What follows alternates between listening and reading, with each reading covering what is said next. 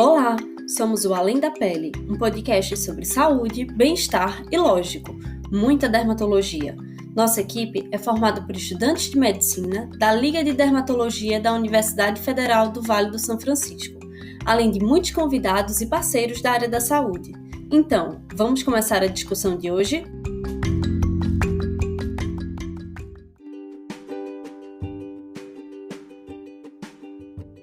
Olá pessoal, quem fala é Cleusa Andrade, como vocês estão? Hoje vamos falar um pouco sobre farmacodermias. Vocês já ouviram falar nisso? Vocês têm uma ideia do que seja? As farmacodermias são doenças tegumentares ou sistêmicas causadas pelo uso direto ou indireto de medicamentos, chamadas também de reações medicamentosas adversas, sendo a maioria delas evitáveis e algumas vezes dose dependente. Elas podem ser classificadas como do tipo A, quando são previsíveis e dose-dependentes, e do tipo B, quando são imprevisíveis, não dependem de dose, compreendendo as reações de hipersensibilidade e idiosincrasias não imunes. As farmacodermias abrangem um grande leque de doenças e hoje, no nosso episódio, iremos falar um pouco sobre esse tema tão importante, principalmente em tempos de automedicação e supermedicação causadas pela pandemia. A gente convidou um especialista na área, a doutora Tânia Moreno, para explicar um pouco mais sobre essas doenças.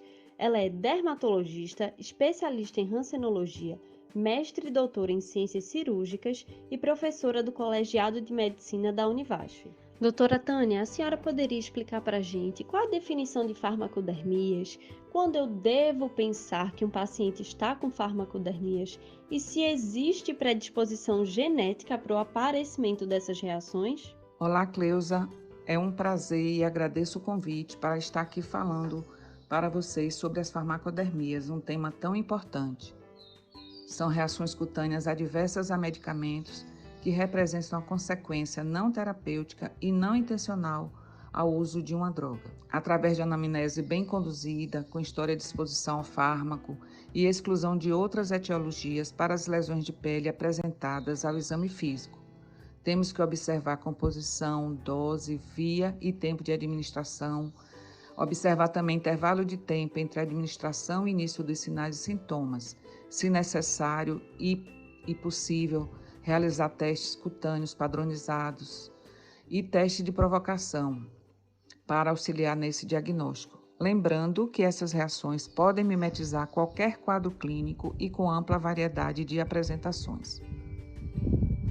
Fatores individuais, como predisposição genética, metabolismo, são importantes nas reações adversas a drogas, como, por exemplo, a predisposição genética à alergia aos beta-lactâmicos. Tem sido descrita, relacionando o polimorfismo em genes imunomoduladores, como IL4, IL4R, IL13, além do HLA-A2, DRW52. Professora, essas reações são mais frequentes em qual idade? Tem alguma diferença por gênero? E além disso, quais são as reações de maior gravidade dentre as farmacodermias? Essas reações não têm uma frequência definida por idade ou por gênero, podendo acometer qualquer idade e qualquer gênero. Não se conhece exatamente uma tendência de gênero ou idade para apresentar esses tipos de reação. Entre as farmacodermias graves, nós podemos citar a síndrome de Stevens-Johnson, a necrólise epidérmica tóxica, chamada NET, e a DRES, que é a reação cutânea à droga com eosinofilia e sintomas sistêmicos. É possível diferenciar as reações imunológicas das não imunológicas e como eu posso fazer isso? Algumas vezes o quadro clínico nos permite fazer essa diferenciação e outras vezes não é tão simples assim. Doutora Tânia, quais são os tipos de reações quando elas são do tipo imunológica e não imunológica? As reações de hipersensibilidade, segundo a Organização Mundial de Alergia, podem ser alérgicas ou não alérgicas, conforme apresentem ou não mecanismos imunológicos como desencadeantes. Historicamente, as reações imunológicas a drogas foram descritas no contexto da classificação de Gel e Cumbis. Este modelo continua sendo clinicamente útil, embora a maior parte das alergias a droga não envolva um mecanismo imunológico específico e, por exemplo, se deva a antígeno cutâneo associado a linfócitos circulantes, agindo como receptor para células T específicos para a droga em regiões alvos de pele.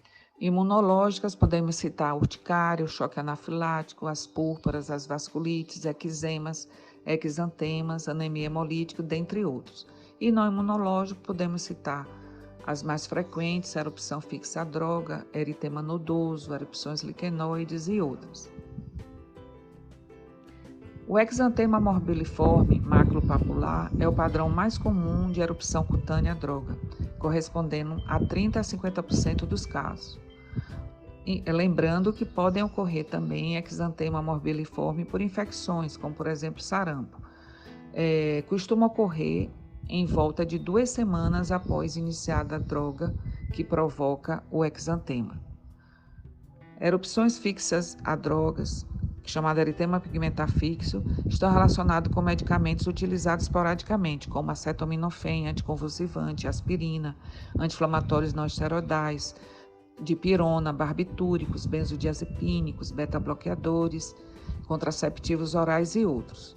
As lesões iniciais são lesões numulares, eritematosas, com posterior hipercromia. E quando há reincidência do uso da droga, elas se tornam novamente eritematosas e às vezes acometem outras regiões novas, daí o nome eritema pigmentar fixo. Professora, na sua prática clínica, existe algum medicamento que é o campeão em apresentar farmacodermia? Na minha experiência clínica, os anticonvulsivantes, os analgésicos e os anti-inflamatórios não hormonais são os que mais comumente provocam reações cutâneas a drogas. Como é feito o tratamento dessas reações? O tratamento das reações adversas a drogas compreende a retirada imediata do medicamento e a terapêutica habitual para as diferentes manifestações clínicas. Em pacientes com reações graves, a distinção dos mecanismos envolvidos muitas vezes é desnecessário. Reações anafiláticas ou anafilactoides, independente da presença de anticorpos IgE específicos, terão tratamento emergencial. O tratamento de emergência dessas reações graves deve ser iniciado com a administração subcutânea de solução milesimal de adrenalina, que tem se mostrado efetiva na maioria dos casos. Além disso, ela tem sido melhor tolerada. A esse tratamento deve-se adicionar um agente antihistamínico intramuscular e corticoide intravenoso. O pré-tratamento com corticoides ou com antihistamínicos ainda é um assunto controverso. Eles vêm sendo indicados em pacientes com risco de ter reações adversas a contrastes iodados.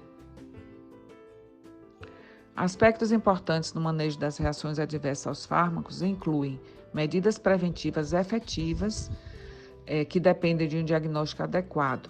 Ressalta-se os seguintes aspectos na prevenção: fornecer por escrito os fármacos a serem suspensos e identificá-los em documento visível na carteira ou objetos, pulseira ou colar. Listar fármacos alternativos estruturalmente ao implicado nas reações cruzadas. Doutora Tânia, a gente agradece demais a participação da senhora, a disponibilidade. Eu falo em nome da Liga de Dermatologia da Univasf, falo em nome de todos os ligantes e participantes desse projeto lindo, muito massa, que é esse podcast, o Além da Pele, trazendo a dermatologia com a linguagem acessível para o público em geral, não é? A gente fica aberto no nosso Instagram para receber dúvidas, qualquer coisa pode entrar em contato com a gente. E a gente se despede aqui. Eu pessoalmente me despeço dessa primeira temporada do podcast Além da Pele. Agradeço demais o carinho por todos terem escutado a gente e vou deixar aqui algumas mensagens do nosso coordenador da Liga, Dr. Itamar Santos, e da nossa professora maravilhosa que sempre contribui com a Liga, doutora Tânia Moreno. Muito obrigada, pessoal. Parabenizo a Laderme por esse importante projeto de podcast, que é um canal de ciência, de conhecimento, de difusão de novas tecnologias. E essa equipe maravilhosa da Liga de Dermatologia está de parabéns por essa iniciativa e eu tive o maior prazer em participar de um desses episódios. Um podcast por mês. Parabéns à Liga de Dermatologia da Universidade Federal do Vale do São Francisco, a Laderme. Me sinto honrado em estar participando dessa liga, com grande atuação de todos os seus membros, coordenação ativa e que tem um objetivo de trazer conhecimento para toda a população. Né? Os assuntos nesses podcasts foram os mais variados, envolvendo prevenção, orientação e até mesmo cuidados com a pele. Parabéns a todo mundo que participou, tá? Todos os colegas dermatologistas convidados, para toda a equipe da estrutura da LADERM. Tá? Com isso, esse primeiro ano a gente se encerra com um sucesso total. Esse próximo ano vamos continuar, tá? Com a mesma pegada, vamos continuar com a mesma produção, porque são trabalhos feitos, trabalhos executados e trabalhos que mostram que quando o aluno quer, quando o professor quer, a gente consegue produzir bastante, mesmo em algumas adversidades, como foi esse período de Covid. Tá? Então, parabéns a todos e vamos em frente, porque unidos somos muito mais.